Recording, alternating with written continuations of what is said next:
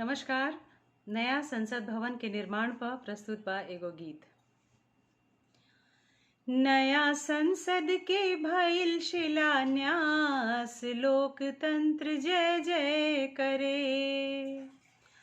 नया संसद के भइल शिलान्यास, लोकतंत्र जय जय करे। आत्मनिर्भर भारत के विश्वास, लोकतंत्र जय जय करे। आत्मनिर्भर भारत के विश्वास, लोकतंत्र जय जय करे। उन्नत भारत विस्तृत नीति, सत्य सदा ही एइजा जीती। उन्नत भारत विस्तृत नीति, सत्य सदा ही एइजा जीती। खिले गेंदा कमल अरु पलास, लोकतंत्र जय जय करे। खिले गेंदा कमल अरु पलास, लोकतंत्र जय जय करे। दिन दिन बाढ़े देश के शासन, संसद में पन पे अनुशासन। दिन दिन बाढ़े देश के शासन, संसद में पन पे अनुशासन। हर पार्टी के होखे विकास, लोकतंत्र जय जय करे। हर पार्टी के होखे विकास, लोकतंत्र जय जय करे। राष्ट्र प्रथम के बात विचारे, संसद संविधान संवारे। राष्ट्र प्रथम के बात विचारे, संसद संविधान संवारे।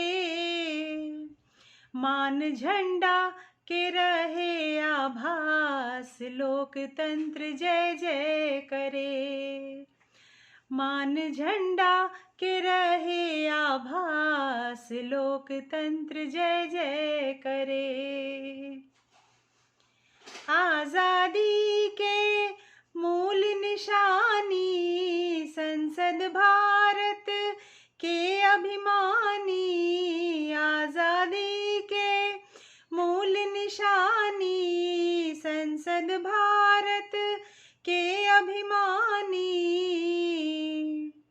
भाईचारा के एह में मिठास, लोकतंत्र जय जय करे। भाईचारा के एह में मिठास, लोकतंत्र जय जय करे।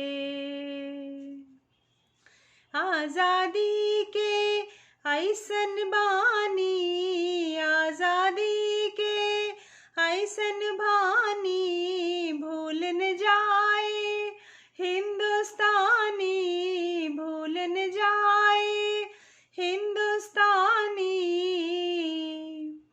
जग में भारत बढ़ेला बिंदास, लोकतंत्र जय जय करे। लोकतंत्र जय जय करे। आपन खुद निर्माण करेला, अपना हाथे भाग्य लिखेला। आपन खुद निर्माण करेला, अपना हाथे भाग्य लिखेला। कबहू आवे नएह में खटास, लोकतंत्र जय जय करे। कबहू आवे नएह में खटास, लोकतंत्र जय जय करे। नया संसद के भइल शिलान्यास, लोकतंत्र जय जय करे। आत्मनिर्भर भारत के विश्वास, लोकतंत्र जय जय करे। लोकतंत्र जय जय करे, लोकतंत्र जय जय करे। धन्यवाद।